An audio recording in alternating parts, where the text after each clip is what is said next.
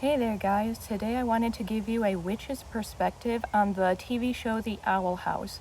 For those of you who are unaware, The Owl House is an animated feature that is shown at about 10 in the morning Eastern Time, at least 10 in the morning where I am, on the Disney Channel. You can watch new and old episodes on there usually, at least through like Disney Plus and stuff.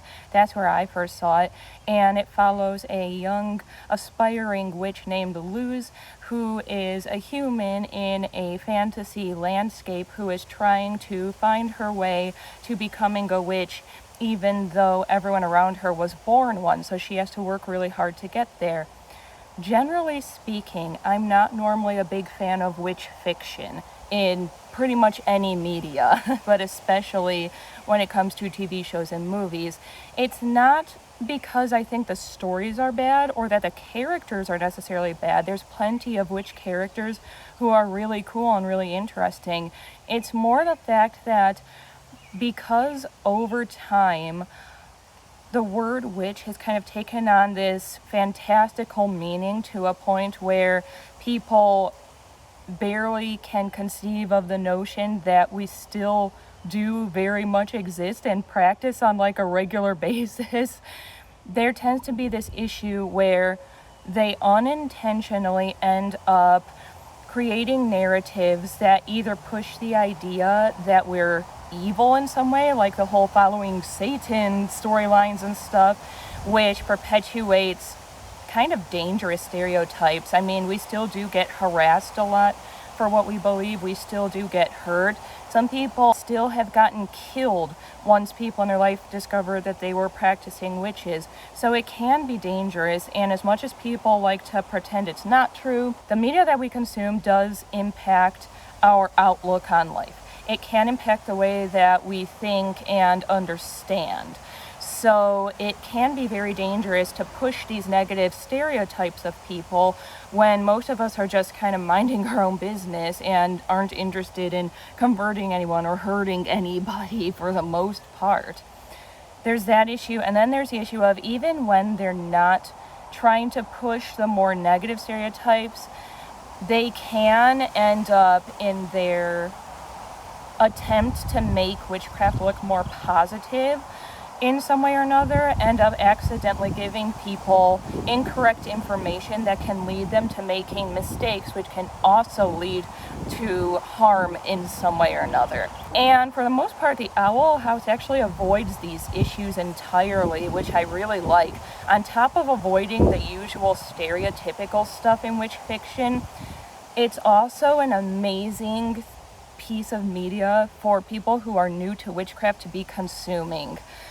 I think that the characters represent a variety of different types of witches amazingly. And I think that the story, like the main plot beats themselves, are really good for newer witches to help them understand the path.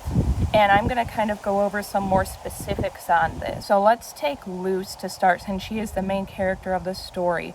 So she's basically your self-insert. If you are brand new to witchcraft, you don't know anybody who's a witch, you've never known anyone in your personal life who's a witch, you're kind of starting from square one. You don't really have anyone to ask advice from, and she's essentially someone brand new who in real life terms would be, let's say, going online to a bunch of witch forums or a witch amino or something and trying to learn from people who have been in the craft for a long time. She feels basically everything that you're going to feel as a new witch surrounded by practicing witches.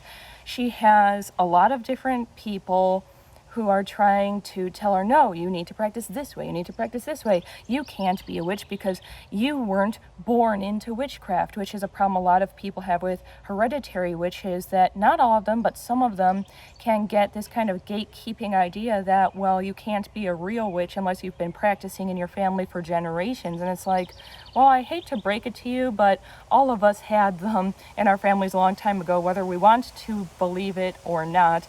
It's true. And it shows her eagerness to become a witch just like everyone else. She doesn't let the fact that there are naysayers in her life push her away from what she wants to do. it's hard for her sometimes. She struggles with the fact that she learns slower than the people around her who have been practicing for years. She gets upset when she really wants to learn, a new glyph or a new spell, and her teacher, Ida, who is known as one of the most powerful witches on the Boiling Isles, won't just hand her the information. She won't just say, okay, here's a spell. And that's one of those points in this show that I think is so amazing to be showing to new witches. A lot of people who are new to the craft immediately want to be casting spells or working with deities or doing something that is of a higher level of witchcraft. And that can be really dangerous overall. Like, it can be done. You might be someone who just learns really fast, and that is fair enough. But Luz is kind of a self-insert for just the everyday average person. And so she's like, well, you cast really cool spells. I also want to cast really cool spells. Why won't you just show them to me? She doesn't understand that Ida is deliberately choosing to not show her just how to cast a spell right now, even though she has the power to do so. She's not showing her how to just carve out a staff to make her own talisman, which is essentially a familiar. She's like, no, you need to earn all of this. It's gonna take time. It's gonna be annoying. You're gonna want the information right now, but you're not getting it because if you don't learn to appreciate where magic comes from, why it's important, how it influences everything around you, you're not going to be casting spells the right way. You're not going to be working with your talisman the right way. And I think that's such an amazing lesson to be teaching witches, not even just new witches, all witches, because all of us have been in Luz's shoes at some point in our lives where we're like, but I just want to do magic like this person I saw online who seems to be amazing and everyone just loves them and thinks they're like the best thing to ever happen to the witchcraft community. We all feel that witch envy sometimes. It makes us want to play catch up and makes us want to do as well as that person and become more powerful in our craft. But we also all need to learn to just slow down and appreciate it. And even if we have been in the craft for a long time and we are really good at everything that there is to know about witchcraft right now, one, you never ever stop learning, which is another point that comes up in the show. And two, even if you are a practicing witch and you have been for decades even, you should still return to your roots here and there and appreciate where magic comes from. You need to appreciate the elements. You need to appreciate the earth. You need to appreciate your ancestors and the people who are responsible for giving you the gifts that you have. And that's what Ida wants Luz to understand before she becomes a powerful witch like herself. And speaking of the whole, it doesn't matter how long you've been a witch, you can always keep learning. This is where spoilers are going to start coming in for the Owl House. There's really no way to talk about some of this without spoilers. So if you haven't seen season 1, I suggest you do so before continuing in this video. Now, at the start of season 2, Ida and her sister Lilith have lost about half of their magic. And they are both trying to return to full power, but they're doing it in different ways. And what I think is amazing between them being elder witches who have been at it for a long time and who are now trying to relearn, and just all the different witches. You've got Gus, who's like an illusionist, so he has one specific type of magic he's good at.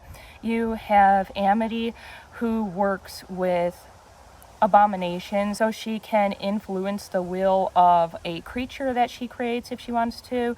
You've got Willow, who only works with plants, so she'd be more of like a green witch. And then you've got Luz, who decides she wants to be a little bit of everything. Something, again, amazing this show does in depicting something that is true to real witchcraft is a lot of people in the witchcraft community have this terrible idea that if you want to be an eclectic witch, you're not a real witch, or you're not a strong witch or a good enough witch, because you should just pick a path and stick to it. You need to be a hedge witch or a green witch or, whatever. And that's just not the case. You can be an eclectic witch and be successful at what you're doing. You can be an eclectic witch and cause no harm if you don't want to cause any harm. And you can be every bit as good as someone who has chosen a specific path. And there's an entire episode of the show dedicated to this in season 1. The fact that people are like, Luz, you can't just be every path. Like, that's not something that can happen. And it's to a point where it's not even just an opinion. Like, there is a guy who rules the Boiling Isles, the Emperor, who believes that if you don't stick to just one kind of craft, you're basically going to get punished for it. He's going to penalize you. He throws some people in jail, which is basically a, conform to what I want type of prison, if you decide you want to practice everything. And what's great about the fact that Luz has Ida as her teacher is that Ida is like, I never conformed. I choose to use every path. I'm eclectic, and I'm proud to be eclectic, and there's nothing wrong with it. There's something wrong with him if he thinks the only way you can be a real witch is by only choosing one singular path. There's nothing wrong with it, which is where Ida sometimes gets it wrong. She thinks that, oh, you're basically just a square if you're only choosing one path. That's not true. There's plenty of them, like I said. Gus, Willow, Amity only have one path, and they're very good at the magic that they practice, and they're happy with only having one path. Luz and Ida, on the other hand, are happier being eclectic, and there's absolutely nothing wrong with it. Both sides get it wrong at some point.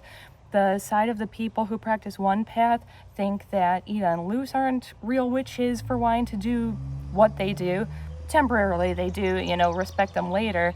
And likewise, Ida thinks that they're not strong because they only chose one. And it shows that that's incorrect. People can practice however they want and believe whatever they want. Back to season 2 again with Ida and Lilith. I love how it's showcasing so far the different ways that they are learning witchcraft with Luz, because they can't use anything natural to them anymore.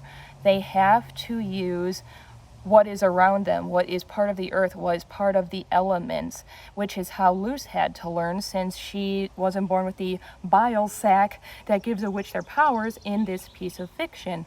And they're learning how to compound different symbols to create different spells. They've discovered that there's only a specific small amount of glyphs on the island based in the elements, and after you learn those, you have to figure out the correct combinations, which is essentially a spell or a ritual in real life.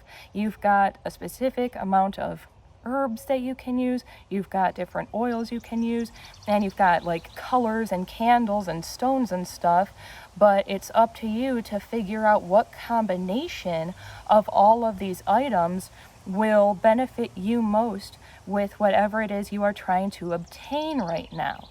And that's already amazing that she's, the creator of the show has showcased something like this. And then on top of it, you've got Ida, who's a little more chaotic, and she's kind of turned into what Luz used to be, where she's like, well, I just want to learn right this second. I want to return to my full power, and, doesn't matter how I get there. And she's just sitting here trying to slap glyphs together and creating explosions and stuff.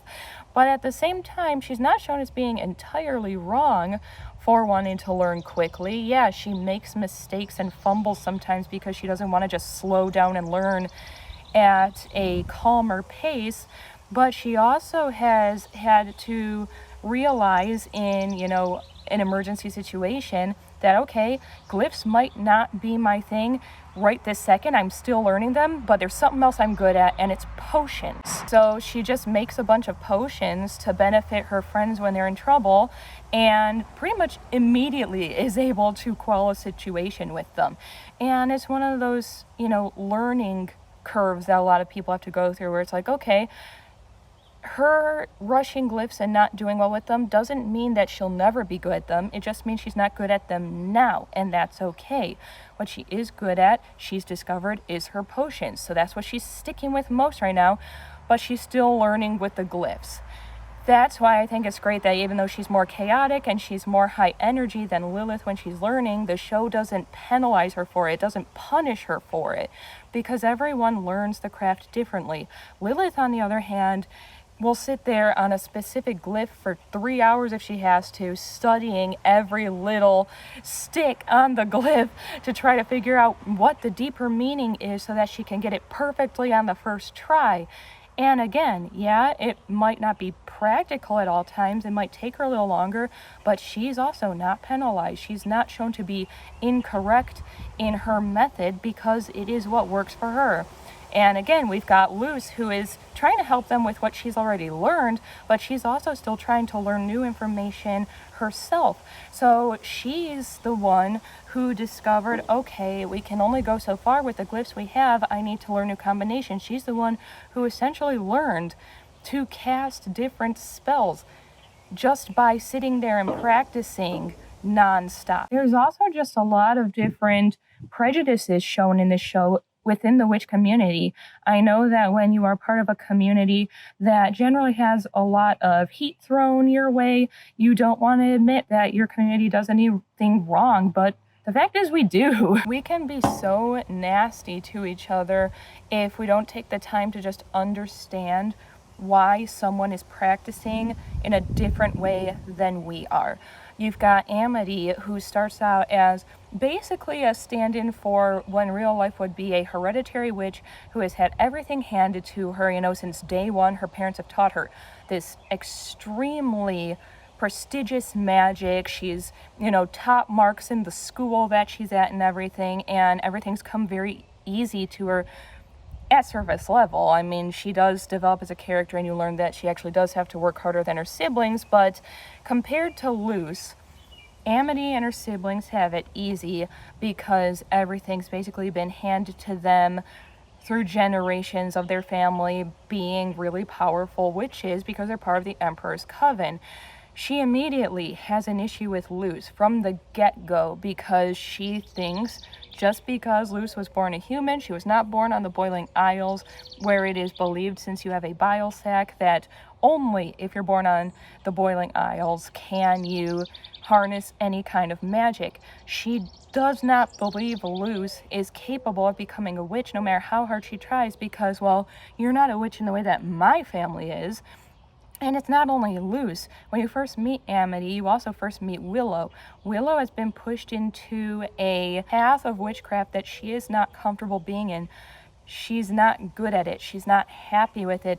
She's basically not applying herself well to it because it's not what she wants to do. She's pushed into the abomination path, and she wants to be a green witch. She wants to practice plant magic, and she's extremely gifted at it when she has the chance to show it off. Like, she can do pretty much anything with a vine. So it's interesting when you first meet them and you've got Amity thinking, oh, because Willow isn't doing as well as I am with the abomination magic, she is a lesser witch. She's never gonna be decent. She should just give up entirely on the craft because she's not as good as I am. And it shows how damaging that can be, that Willow's just about ready to give up on her hopes of ever being a good witch until she's kind of forced into a situation where she has to show how good she is at plant magic.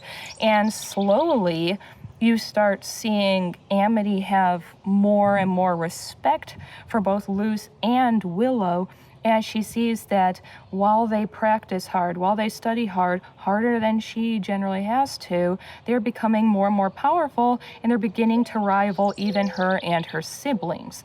And that's one of those amazing threads in season 1 and even a little bit in season 2 with Amity's parents, that they show, there are going to be some witches who do not respect you because you refuse to see things the way that they see it.